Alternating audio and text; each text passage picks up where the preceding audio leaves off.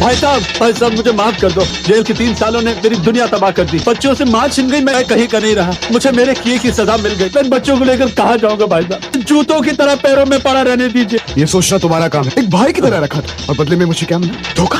भाभी जी मुझे माफ कर दो। इस सीमा की कसम खाकर कहता हूँ कि आइंदा मैं ऐसी कोई गलती नहीं करूंगा। सुनिए, इसे माफ कर दीजिए। लेकिन शोभा, कोई अपने बच्चों की कसम खाकर झूठ नहीं कहेगा। तुम कहती हो तो मैं मान लेता हूँ। ये मदन है, आज से ये तुम्हारे साथ काम करेंगे। Hello sir. हेलो।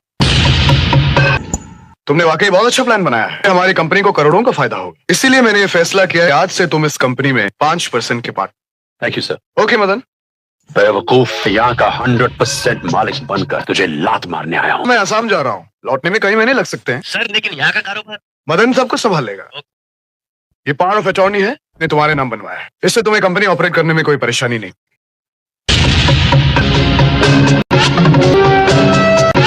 ये सब क्या हो रहा है? आपने बैंक से जो कर्ज लिया था उसकी वसूली के लिए आपके नाम की बंबई और आसाम की तमाम प्रॉपर्टी और निजी खातों को सील्ड करने के लिए हमें हुक्म मिला है। मैंने तो कोई कर्ज नहीं लिया। आपने मिस्टर मदन चोपड़ा के जरिए ब्याज पर 5 करोड़ रुपए उठाए हैं। लेकिन वकील साहब, मेरी बीवी बच्चे बेघर हो जाएंगे। वकील साहब, मैं कुछ नहीं कर सकता। अगर मदन चोपड़ा चाहे तो वो आपकी मदद कर सकते हैं। अरे तुम रो रही हो? तुम्हें घर चाहिए ना, मैं दूंगा। बड़े बड़े राजाओं ने तवायफों के लिए कोठियां बनाई, क्या मैं तुम्हें एक फ्लैट भी नहीं दे सकता?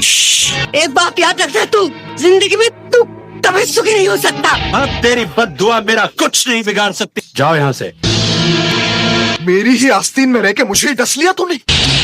तेरी इस कंपनी से मैंने सिर्फ 5 लाख रुपए का गबन किया था। अगर तू चाहता तो मुझे माफ कर देता। तूने मुझे जेल भिजवा दिया। उसी वक्त मैंने कसम खाई, मैं तुझे बर्बाद कर दूंगा। जाओ यहाँ से और आइंदा यहाँ आने की हिम्मत मत करना।